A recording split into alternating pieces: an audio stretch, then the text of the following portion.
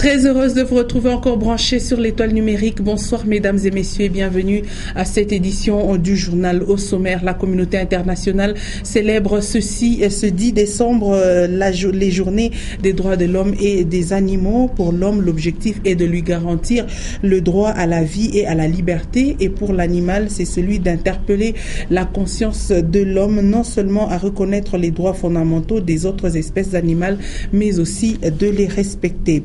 Et en sport, l'actualité, c'est la Coupe du Monde de club. Le tout-puissant Mazembe Anglebert connaît déjà son adversaire du 13 décembre prochain. Il s'agit de Hiroshima, club du Japon, pays hôte de la manifestation, qui s'est qualifié grâce à sa victoire sur Auckland City de l'Océanie par le score de 2-0. C'est la fin.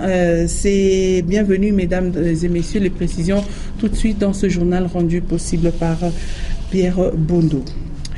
Une fois de plus, bonsoir. La journée internationale des droits de l'homme a été instituée le 10 décembre 1948 par 58 États qui constitueraient l'Assemblée générale des Nations unies. L'objectif était de garantir à tout individu le droit à la vie et à la liberté en République démocratique du Congo. La nomination des membres de la Commission nationale des droits de l'homme constitue une avancée significative en cette matière. C'est un reportage de Edouard Kanko. Le droit de l'homme demeure un idéal commun à atteindre par tous les peuples et toutes les nations. C'est depuis le 10 décembre 1948 que 58 États membres qui constituaient l'Assemblée générale des Nations unies ont adopté la Déclaration universelle des droits de l'homme à Paris. Selon le rapport du Bureau conjoint des Nations unies aux droits de l'homme, la RDC a enregistré les violations des droits de l'homme liées au processus électoral entre janvier et septembre 2015. Le gouvernement de la République démocratique du Congo a enregistré les avancées significatives en matière de respect des droits de l'homme. C'est le cas de la nomination des membres de la Commission nationale des droits de l'homme. La Commission électorale nationale indépendante CENI, en sa qualité d'institution d'appui à la démocratie, a signé avec la CNDH le protocole d'accord pour le renforcement du système de protection des droits de l'homme sur le plan national. À la lumière de l'article 7 de la Déclaration universelle des droits de l'homme, qui stipule que tous sont égaux devant la loi, il convient de noter que beaucoup reste à faire pour qu'on parle du respect strict des droits de l'homme en République démocratique du Congo.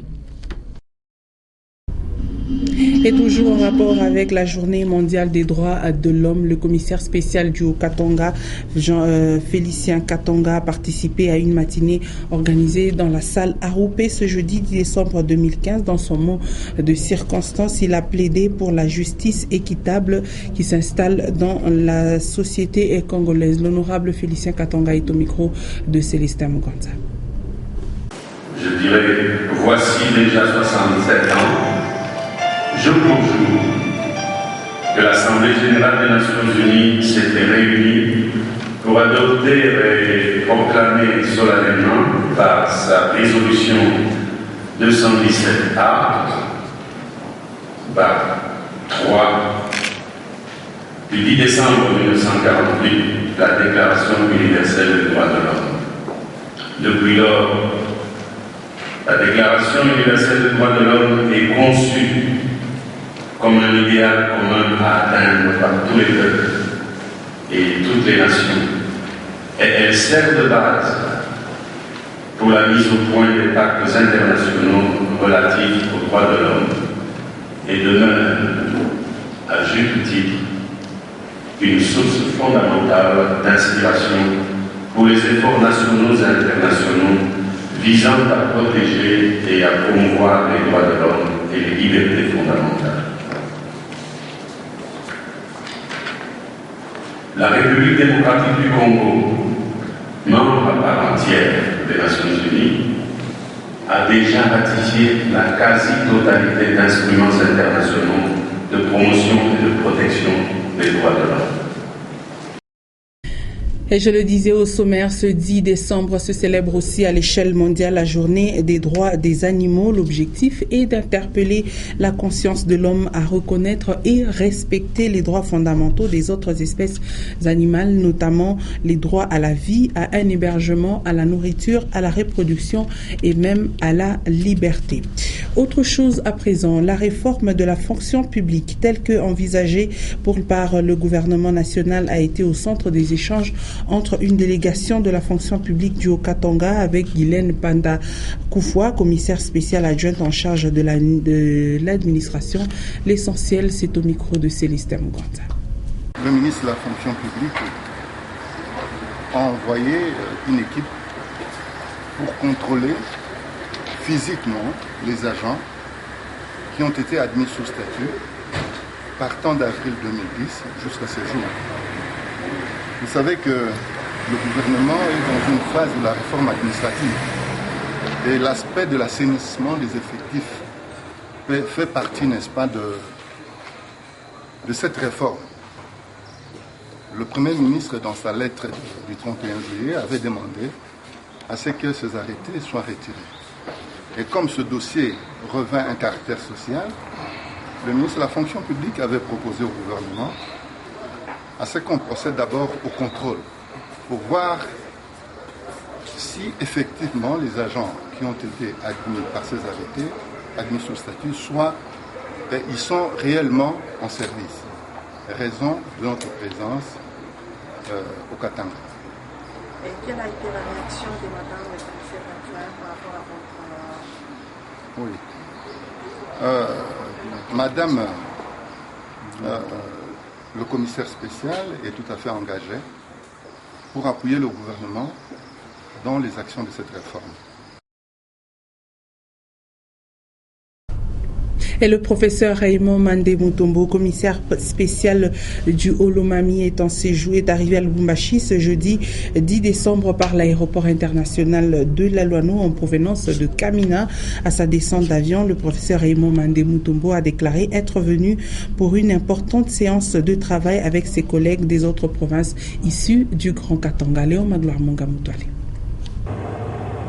Un peu plus de 2 semaines après son arrivée dans le Olomami, le commissaire spécial de cette nouvelle province, le professeur Raymond Mandé Mutombo Mulumiachimba, vient de regagner Lubumbashi ce jeudi 10 décembre 2015 pour une séance de travail avec ses collègues du Grand Katanga.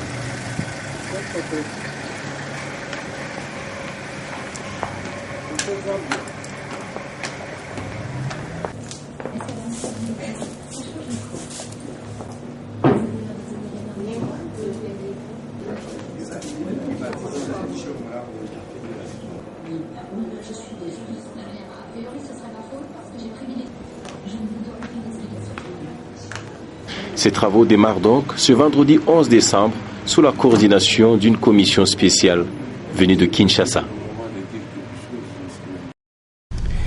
Et puis la commission urbaine de transport sous l'impulsion de la mairie de Lubumbashi a annoncé un recyclage obligatoire des conducteurs. Cette initiative nécessite un questionnement par rapport aux résultats et aux mécanismes à mettre en place pour la réussite de cette campagne. C'est une analyse de Edouard Kanko.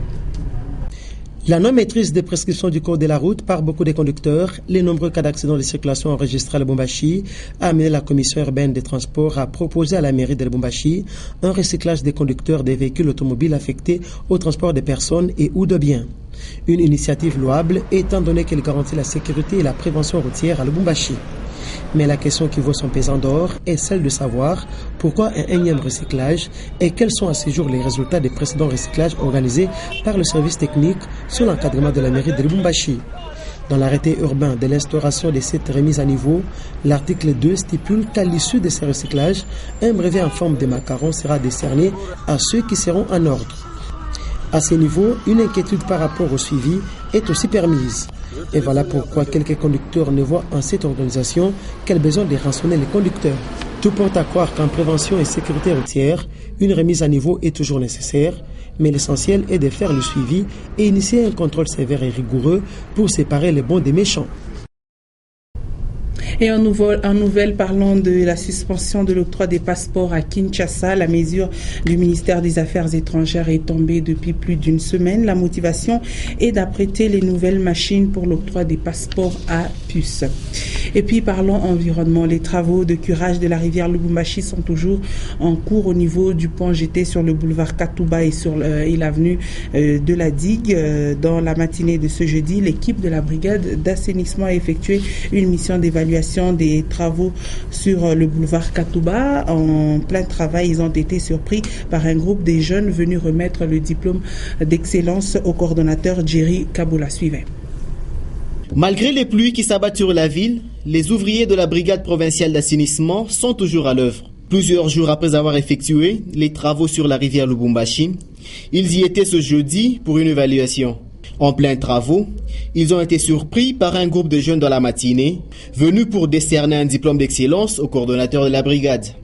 Touché par ce geste et ovationné par ses dirigés, Jerry Kabola livre ses impressions.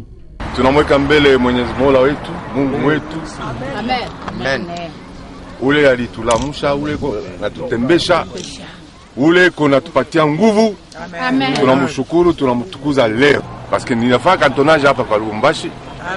Mnajua hapa tulifanya vitu vikubwa sana pa Lubumbashi hapa. Tulipenda tuifanishe kumaji pa Lubumbashi. Atupende tuifanishe kumasal.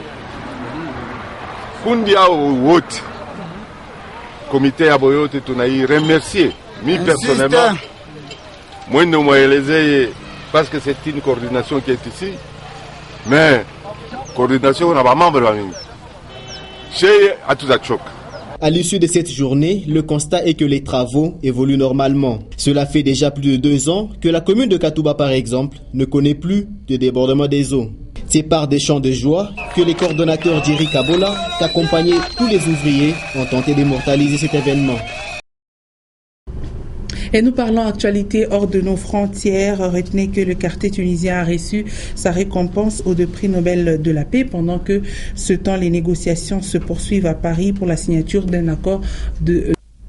Et c'est par cette note que se referme ce soir Actualité. Merci mesdames et messieurs de nous avoir suivis. Ce journal a été traduit en langage des signes par Pierre Bondo. Les nouveaux prochains avec l'actualité, c'est à 21h les news en version française, 21h15 celle en version anglaise et à 23h, Consolate Kanja va vous informer. Moi je vous retrouve demain à 17h30 et 19h avec ce même et réel plaisir. Bonne soirée à vous tous.